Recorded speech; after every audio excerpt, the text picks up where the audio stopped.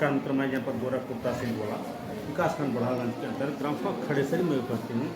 आज हमारे बीच मानव सेवा संस्थान के प्रबंधक मौके से उपस्थित हैं। यह भारतीय जनता पार्टी के एक बहुत ही कर्मशील जो है उसके सिपाही हैं और आज जो कि लोकसभा का चुनाव आगामी सामने चल रहा है और ऐसे बिंदु पर हम सर से दो बात चुनावी मुद्दा को लेकर के करेंगे। सर, आपका शुक्रिया। मैं आलोक कुमार गुप्ता, वार्ड नंबर 46 गोरखपुर का जिला पंचायत सदस्य हूँ जी और मानव शिक्षा सेवा संस्थान का प्रबंधक भी हूँ। जी सर, आज जो है लोकसभा का चुनाव जो चल रहा है और भारतीय जनता पार्टी के तमाम सम्मिलित सांसद भी रहे और सांसद हैं भी, जनता का जो भी चीज़ है वो आप लोगों के सारे बीच आ रहे, इसमें कहाँ तक सत्ता को भागीदारी? सच्चाई ये है कि देश की जनता मोदी जी और योगी जी को मानती नहीं है बल्कि चाहती भी है और निश्चित रूप से इसमें कहने में कोई कोताही नहीं मैं बरतूँगा।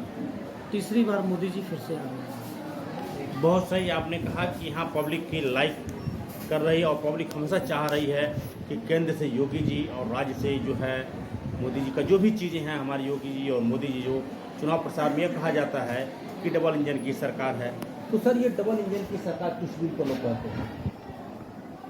डबल इंजन की सरकार जब प्रदेश में है, केंद्र में है, तो डबल इंजन तो हो ही गया। एक राज्यसभा, एक केंद्र सभा, जो पूरे देश को जो संचालन कर रहा है वो निश्चित रूप से तो डबल इंजन का सरकार तो हुआ ही। सर, इसी बिल पर तमाम लोग ये कहते हैं कि आज डबल इंजन का सरकार है, यानी कि केंद्र का राज्य सरकार जो देख रहे हैं मोदी जी और राज्य का सरकार योगी, इनकी संचालन जनता जो है क्या इनसे भरपूर संतुष्ट है?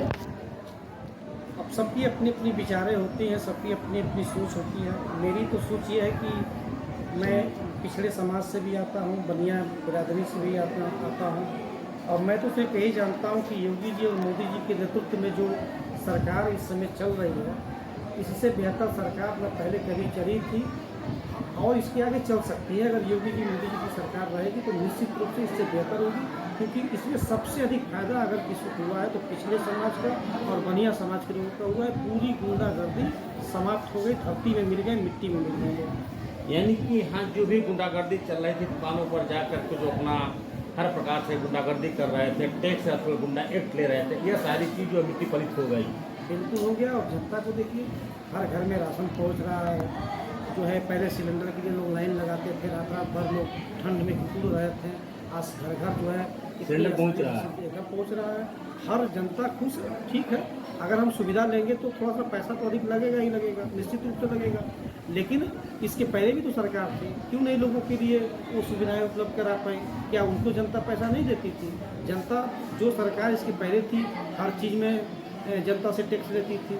मोदी जी भी वही काम कर रहे हैं, योगी जी भी वही काम कर रहे हैं, लेकिन जनता को देखिए कितना राहत मिल रहा है। हर स्तर से सड़क को देख लीजिए, बिजली को, जहाँ उत्तर प्रदेश के लोग, जहाँ गोरखपुर जिले के लोग बिजली के लिए तरस रहे थे, 5 घंटा दिन में 5 घंटा रात में, वो भी कोई गारंटी नहीं था कि मिलेगा कि नहीं मिलेगा।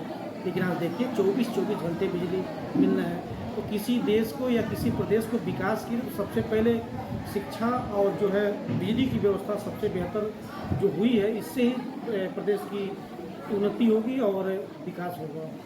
बहुत सही सर, आपने कहा कि अगर देश का उन्नत होना है तो कहीं ना कहीं किसी बिंदु पर एक्टिव होना है, क्योंकि होगा चाहे किसी भी मुल्क, चाहे बिजली हो, चाहे शिक्षा हो, चाहे स्वास्थ्य हो, ये सारी बिंदु को रख कर के ही यह व्यवस्था एक मानक होता है। आज सर विपक्ष के लोग बहुत इस पर आरोप लगाते हैं, जैसे विपक्ष के लोग ये कहते हैं कि सरकार झूठी है, तमाम वादे झूठे करते हैं।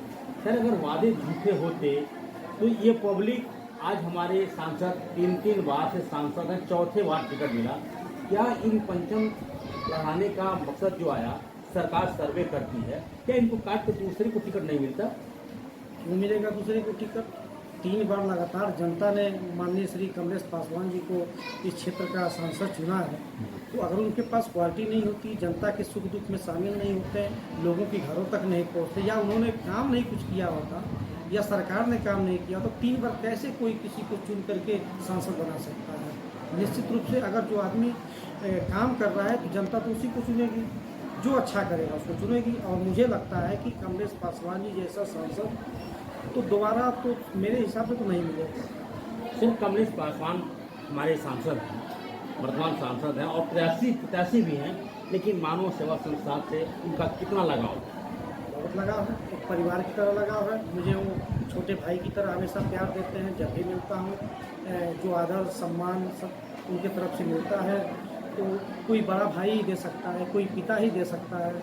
और सांसद जी के साथ साथ चूँकि मैं तो अगर कहा जाए तो मैं हमेशा क्षेत्र के विधायक चिल्लूपाल क्षेत्र के विधायक श्री राजेश त्रिपाठी जी के दिशा निर्देश पे मैंने हमेशा चलने का काम किया। प्रेम से मैं उनको चाचा बोलता हूँ, तो मुझे भतीजा बोलते हैं। बाप बेटे का रिश्ता है, एक ही परिवार है, एक ही मोहल्ला है, अगल बगल हम लोगों का घर है।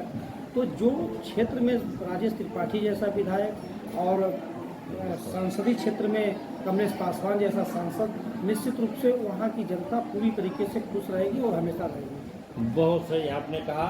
अब देखिए हमारे बीच जो सर के द्वारा निर्देश मिला, इन्होंने जो चीज़ बताया, एक बहुत सराहनीय बात बताई।